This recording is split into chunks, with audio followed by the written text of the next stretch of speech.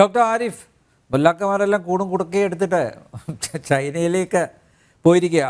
ഈ കഴിഞ്ഞ മാസം 25-നാണ് ആചാര്യ ചിന്മയ കൃഷ്ണദാസ് പ്രഭുവിനെ കസ്റ്റഡിയിലെടുത്തത് എയർപോർട്ടിൽ നിന്ന്. അന്ന് തന്നെ ധാക്കയിൽ ചൈനീസ് എംബസി ജമാഅത്തെ ഇസ്ലാമി നേതാക്കൾക്ക് വിരുന്ന് സൽക്കാരം നൽകിയിരുന്നു. അതായത് അറിയാലോ എന്താണ് അവിടെ സംഭവിച്ചത്, ഇവർ തമ്മിലുള്ള അന്തർധാര എന്താണെന്ന് വളരെ വ്യക്തമല്ലേ? യെസ്, ജമാഅത്ത് ഇസ്ലാമിയുടെ നിലപാടുകൾ അത് വളരെ കാലങ്ങൾക്ക് മുന്നേ തന്നെ ഇന്ത്യയുടെ ആ ഒരു സ്വാതന്ത്ര്യ സമരവുമായി ബന്ധപ്പെടുത്തി തന്നെ പറയുകയാണെങ്കിൽ നമുക്കറിയാം, ഇന്ത്യയുടെ ആ വിഭജനത്തോട് അവർക്ക് എതിർപ്പ് ഉണ്ട് എന്ന് പറയുമ്പോൾ അതിന്റെ കാരണം എന്താണ്? അത് മുസ്ലിം ഉമ്മത്തിനെ ഡിവൈഡ് ചെയ്യുന്നു എന്നുള്ള രീതിയിൽ കാണുകയും വേണ്ടത് ഒരു ഇന്ത്യ മൊത്തം ഇസ്ലാമിക രാജ്യമാക്കുന്നതിന് വേണ്ടിയിട്ട് സ്വപ്നം കാണുകയും ചെയ്ത ഒരു കാര്യം അവിടെ ഉണ്ട് ജമാഅത്ത് ഇസ്ലാമിയെ സംബന്ധിച്ചിടത്തോളം. എന്നിരുന്നാലും വേറെ വഴിയില്ലാത്തത് കൊണ്ട് പാകിസ്ഥാനാക്കി മുറിച്ചു മാറ്റപ്പെടുമ്പോൾ പോലും സ്വാതന്ത്ര്യം നേടുന്ന ഘട്ടം എത്തുമ്പോഴും അന്നും അവർ പറഞ്ഞിരുന്നത് ഇതിൽ വലിയ കഥയൊന്നുമില്ല. കാരണം എന്താണ്? അത് ഇപ്പോൾ എന്താണ്, ഇപ്പൊ ഭരിച്ചുകൊണ്ടിരിക്കുന്നതും കാഫിറുകൾ, ഇനി വരാൻ പോകുന്നതും കാഫിറുകൾ. അപ്പോൾ അതിനേക്കാളും നല്ലത് ബ്രിട്ടീഷുകാരാണ്. അവരൊന്നുമില്ലെങ്കിൽ പുസ്തകത്തിന്റെ ആളുകളാണല്ലോ, ക്രിസ്ത്യാനികളാണല്ലോ. അപ്പോൾ അതുകൊണ്ട് ബ്രിട്ടീഷുകാർ ഭരിക്കുന്ന തന്നെയാണ് നല്ലത് എന്ന നിലപാട് പോലും അവർ എടുത്തിട്ടുണ്ട്. അപ്പം എങ്ങനെ നോക്കിയാലും ആ രീതിയിൽ എന്ത് കാണുമ്പോഴും അതിനകത്ത് മതം വെച്ചുകൊണ്ട് അളക്കുകയും അതിനു വേണ്ടിയിട്ട് പറയുകയും ചെയ്യുന്ന രീതി അതിവിടെ കാണാം. ഒന്നാമത്തെ കാര്യം. രണ്ടാമത്തേത്, ഇപ്പോൾ നമ്മൾ ഈ പറയുന്ന ചൈനയുമായിട്ടുള്ള ബന്ധമൊക്കെ പറയുമ്പോൾ അതൊരു കമ്മ്യൂണിസവുമായി ബന്ധം എന്നുള്ളതിനേക്കാൾ ഉപരിയായിട്ട് ഇസ്ലാമിന് അല്ലെങ്കിൽ ജമാഅത്തെ ഇസ്ലാമിയെ സംബന്ധിച്ചിടത്തോളം അവർ മുന്നോട്ട് വെക്കുന്ന ഇസ്ലാമിക രാഷ്ട്ര സങ്കല്പങ്ങൾ അതൊരു പൊളിറ്റിക്സ് തന്നെയാണ്. ആ പൊളിറ്റിക്സിന്റെ ഭാഗമായിട്ടുള്ള കാര്യങ്ങൾ അവിടെ സാധ്യമാകണം എങ്കിൽ അവർക്ക് ഏറ്റവും അടിസ്ഥാനപരമായിട്ട് വേണ്ടത് ചില സപ്പോർട്ട് തന്നെയാണ്. ആ സപ്പോർട്ട് നിലവിൽ ഇന്ത്യൻ സബ് കോണ്ടിനെന്റിൽ ഇന്ത്യക്കെതിരെ അത് ലഭിക്കാനുള്ള ഏറ്റവും വലിയ സാധ്യത അത് പാകിസ്ഥാനിലൂടെ ഇവിടെ സൂചിപ്പിച്ച കഴിഞ്ഞ കാര്യങ്ങളാണ്. അത് നിരന്തരം കിട്ടിക്കൊണ്ടിരിക്കുന്നത് ചൈനയിൽ നിന്ന് തന്നെയാണ്.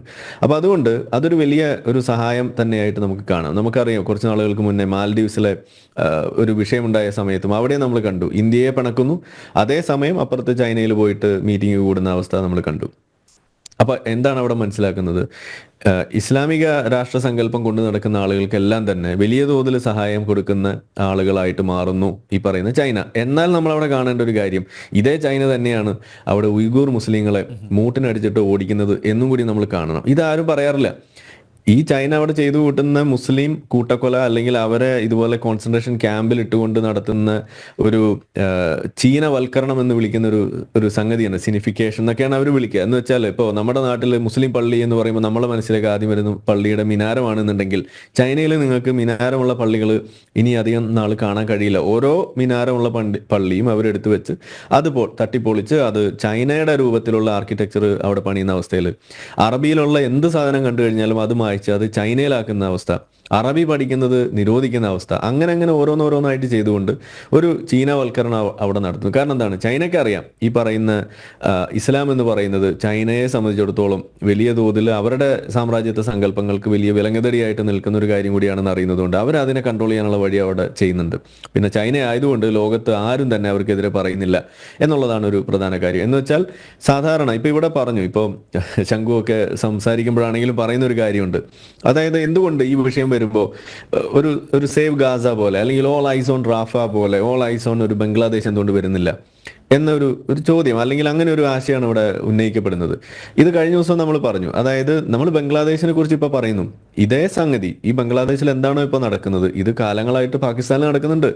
അവിടെയുള്ള ഹിന്ദുക്കളെ കൂട്ടക്കൊല നടത്താൻ തുടങ്ങിയിട്ട് വർഷങ്ങളായി. അവിടെ ഓൾമോസ്റ്റ് 7% അടുത്തേക്ക് എത്തിക്കഴിഞ്ഞു.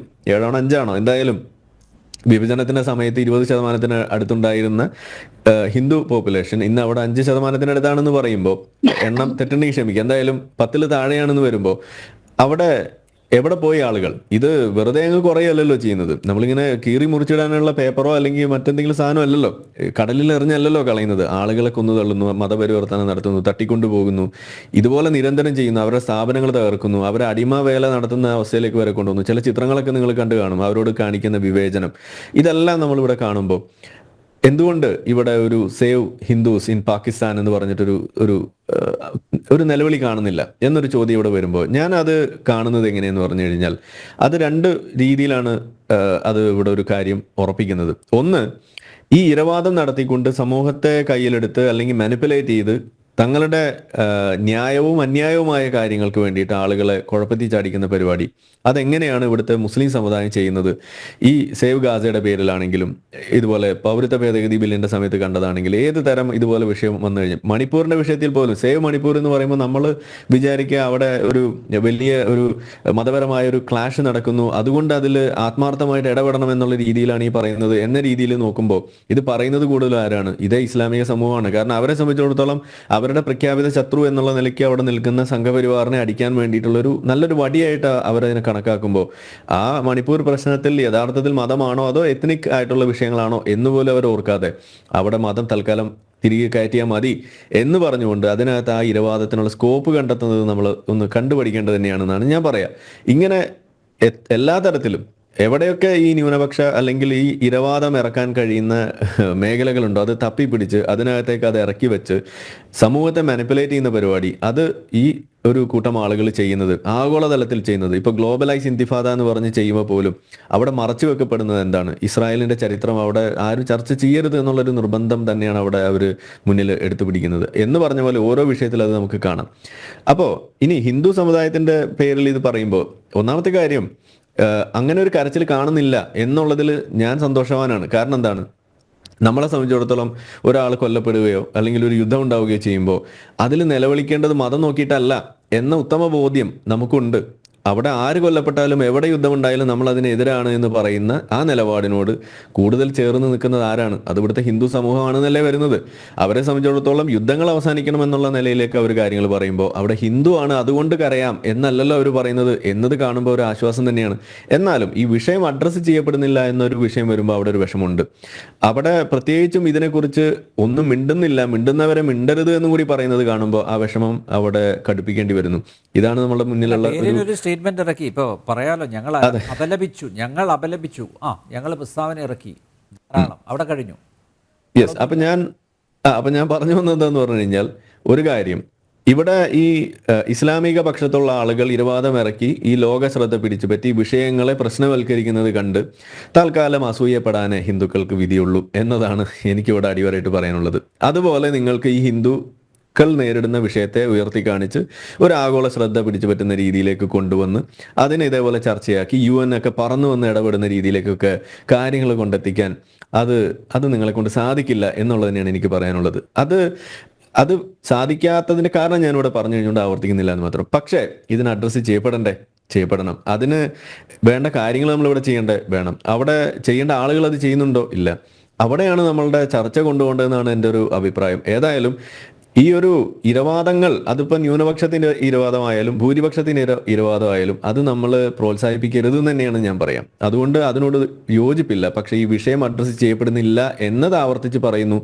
ആ വിഷയം അഡ്രസ്സ് ചെയ്യപ്പെടണം. അതിപ്പോൾ ബംഗ്ലാദേശിൽ അത് പറയുമ്പോൾ തന്നെ നമ്മൾ പറയേണ്ട കാര്യമാണ് ഈ പാകിസ്ഥാനിൽ നടക്കുന്നത്. ഞാൻ എപ്പോഴും പറയുന്നതാണ്, പാകിസ്ഥാനിൽ വളരെ അതിക്രൂരമായിട്ട് ഇത് നേരിടുന്ന ഒരു കൂട്ടം അവിടുത്തെ ക്രിസ്ത്യൻ സമൂഹം കൂടിയാണ്. ബംഗ്ലാദേശിൽ നമ്മൾ പറയുമ്പോൾ അവിടുത്തെ ഈ ഹിന്ദുക്കളുടെ കാര്യമാണ് നമ്മൾ കൂടുതൽ പറയാറുള്ളൂ. ഹിന്ദു കൂട്ടക്കൊല നടന്നതിനെ കുറിച്ച് നമ്മൾ എപ്പോഴും പറയാറുണ്ട് 1971 പക്ഷേ പാകിസ്ഥാനിൽ നമ്മൾ എപ്പോഴെങ്കിലും ചർച്ചയാക്കിയിട്ടുണ്ടോ? ഒരിക്കൽ പോലും ചർച്ചയാക്കിയിട്ടില്ല എന്നാണ് ഞാൻ പറയുള്ളൂ. കാരണം നമ്മളിത് സംസാരിക്കുമ്പോൾ ഇത് ഓഗസ്റ്റിൽ തുടങ്ങിയ ഒരു വിഷയമാണെന്നുണ്ടെങ്കിൽ ആ ഓഗസ്റ്റിൽ തന്നെ അവിടെ ക്രിസ്ത്യാനികൾ നേരിടുന്ന വിഷയം അവിടെ ഉണ്ട്, അവിടെ ഹിന്ദുക്കൾ നേരിടുന്ന വിഷയം അപ്പോഴും ഉണ്ട്. അപ്പോൾ ആ ഒരു ആംഗിളിൽ നിന്ന് നോക്കുമ്പോഴാണ് നമുക്ക് അതിനോടുള്ള ആ ഒരു വിഷമം പങ്കുവെക്കുന്നതും അതിൽ ഇടപെടാത്തതിലുള്ള ആ ഒരു ദുഃഖം നമ്മൾ അവിടെ പങ്കുവെക്കേണ്ടി വരുന്നത്. ഇരവാദം അത് ഭൂരിപക്ഷത്തിൻ്റെതായാലും ന്യൂനപക്ഷത്തിൻ്റെതായാലും നമ്മൾ അതിനോട് യോജിക്കുന്നില്ല. പക്ഷേ നമ്മളുടെ ഗവൺമെന്റിന് ഇനി ചെയ്യാൻ കഴിയുന്നത് ഇത്രയേ ഉള്ളൂ. അതായത് ഇതിനകത്ത് ഇപ്പോൾ ഒരു വിഷമവൃത്തമുണ്ട് BJPയെ സംബന്ധിച്ചിടത്തോളം. കാരണം എന്താണ്? അല്ലെങ്കിലേ ഒരു പരാതിയാണ്, ഹിന്ദുക്കളുടെ പ്രശ്നം വന്നാൽ ചാടി വീഴും എന്നൊരു പരാതി ഉള്ള ഒരു ടീമാണ്. അതായത് ഇപ്പോൾ ഇന്ദിരാഗാന്ധി ആയിരുന്നു ഇവിടെ ഉണ്ടായിരുന്നെന്നുണ്ടെങ്കിൽ ഈ പരാതി അവർ നേരിടില്ല. അങ്ങനെ ഒരു പ്രിവിലേജ് ഇന്ദിരാഗാന്ധിക്ക് ഉണ്ടായിരുന്നു. പക്ഷേ BJPക്ക് അതും ഇല്ല എന്ന് ഓർക്കണം. അതാണ് നമ്മളുടെ ഇവിടുത്തെ ഒരു വിഷമവൃത്തം എന്നും കൂടി ഞാൻ ആലോചിച്ചു പോവാണ്. ഇവിടെ അങ്ങനെ ഒരു സാധനം ഇല്ലായിരുന്നുണ്ടെങ്കിൽ BJPക്ക് കുറച്ചും കൂടി പ്രൊആക്റ്റീവായിട്ട് ഇതിനകത്ത് ഇടപെടാൻ കഴിയുമായിരുന്നു എന്നാണ് ഞാൻ എപ്പോഴും വിശ്വസിക്കുന്നത്. കാരണം BJP സത്യത്തിൽ ഈ സംഘിച്ചാപ്പ പേടിക്കുന്ന ആളുകളുടെ ഒരു ലിസ്റ്റ് എടുത്തു കഴിഞ്ഞാൽ അത് ആദ്യം അതിനകത്തേക്ക് കടന്നു വരുന്നത് BJPക്കാർ തന്നെയാണ് എന്നതും കൂടിയാണ് ഇവിടെ നമുക്ക് കാണാൻ കഴിയും. അപ്പം അങ്ങനെ എല്ലാം കൂടി നോക്കുമ്പോഴാണ് പറയുന്നത് ഈ വിഷയം അഡ്രസ്സ് ചെയ്യപ്പെടാതെ പോകുന്നതിൻ്റെ ഒരു പ്രധാന കാരണം ഇതുപോലുള്ള മൾട്ടി ഫാക്ടോറിയൽ ആയിട്ടുള്ള വിഷയങ്ങളാണ്. ഇതെല്ലാം നമ്മൾ അഡ്രസ്സ് ചെയ്യപ്പെടണം എന്ന് തന്നെയാണ് എനിക്ക് അവസാനമായിട്ട് പറയാനുള്ളത്.